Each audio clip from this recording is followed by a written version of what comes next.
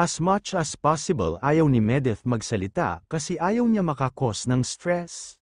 Magandang araw po sa inyong lahat mga ka-viewers, Jamdith community and all Medeth communities around the globe. Silent independent and marathoners, shout out po sa inyong lahat. Paki-like and share naman ng videos natin guys. Nagtatanong lang si Medeth sa lahat na nangyari kung bakit siya daw ang umaayos sa mga bagay-bagay. O mag-aayos ng gulo na hindi naman daw siya ang gumawa ng. Dapat alam niyo daw yung consequences sa mga ginagawa ninyo.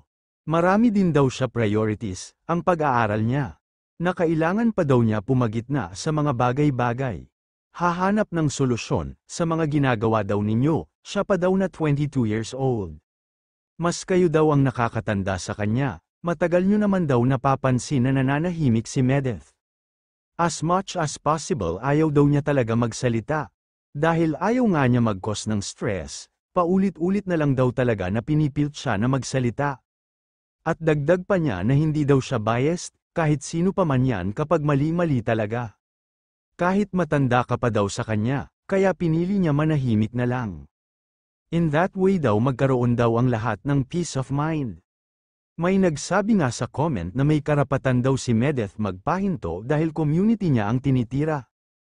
Alam niya daw yun pero wala na daw siya magagawa dahil nasa social media daw tayo. Positive at negative lan sa social media kaya konsensya na daw yan ng mga reactor. And the best way daw ay huwag na sila panuurin, huwag mag-react para wala ng issues pa na madagdag. Wala nang mapag-usapan, mas lalo nyo pa pinasisikat ang mga yan. Kaya manahimik na lang daw, kahit daw noon nakaliwat kanan batikos at pangbababoy nila kay Medeth. Kahit gaano daw kasakit yun pero nanahimik siya, hayaan na lang daw natin sila. Mapapagod din daw yan sila. Ginagawa naman daw nila ang part nila ni Medeth hanggang dito po muli mga ka-Jamdith viewers. Maraming salamat po sa inyong lahat.